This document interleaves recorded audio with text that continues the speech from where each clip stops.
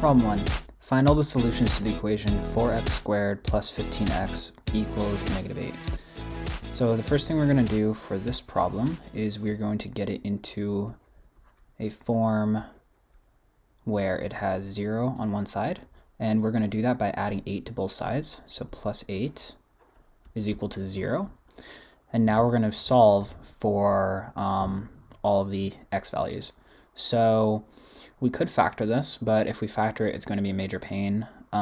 So I think instead we will use the quadratic formula, which states that the roots to a polynomial equation of the form ax squared plus bx plus c equals 0 is negative b plus or minus the square root of b squared minus 4ac all over 2a. I know this seems like a lot to memorize, but the more you do this, the more you use it, the easier it will become to remember. So in order to use this equation, we just need to remember which values these coefficients are. And so our b is going to be 15, our a is going to be 4, and our c is going to be 8. So we will plug those in.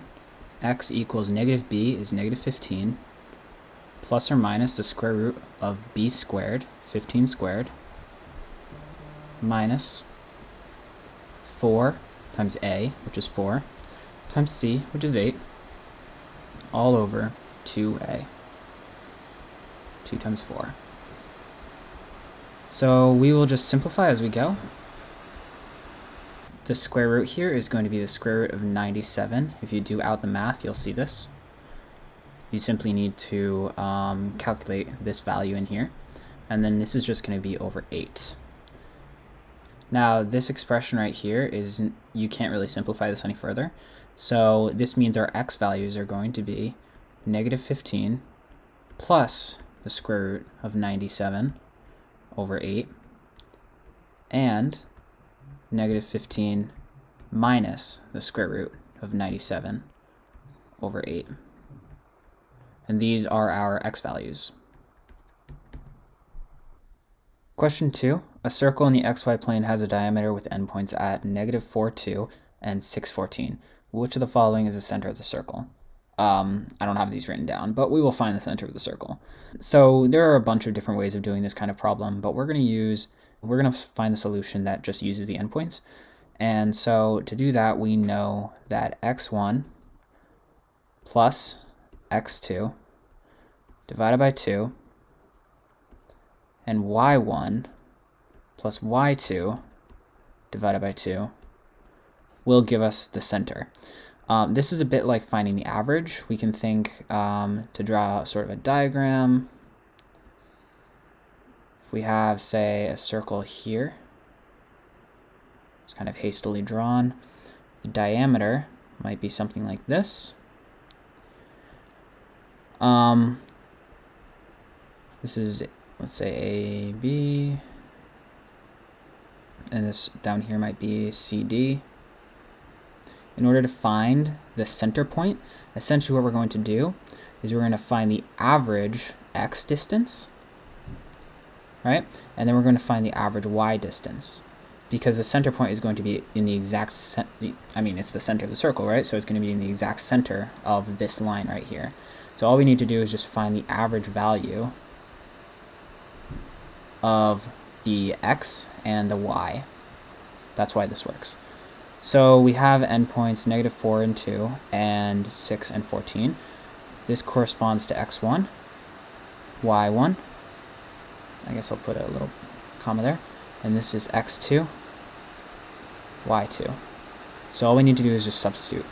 So the center is going to be negative 4 plus 6 over 2 and 2 plus 14 over 2. Just doing the simple math here. Negative 14 plus 6 is 2. This is over 2. And then 2 plus 14 is 16 over 2. And so our endpoints are going to be 2 divided by 2 is 1, and 16 divided by 2 is 8. All right, moving on to our last question. Question 3, John bought a bunch of music posters, each costing $5. Noah purchased several different posters, each costing $8. If the ratio of the number of posters John purchased to the number of posters Noah purchased was 4:3, what is the average cost of each poster they purchased? So one way we can do this is we can just say they purchased, since it's 4:3, this adds to 7, so we can say they purchased 7 posters, and then we can divide by 7 to get the average. So let's say John purchased, so John purchased 4 posters, right? 4 times the cost of the posters, which is 5, plus Noah purchased 3 posters, and the cost of each of those was 8. And what we're going to do is we're going to divide by the total number of posters to get the average, which is 7.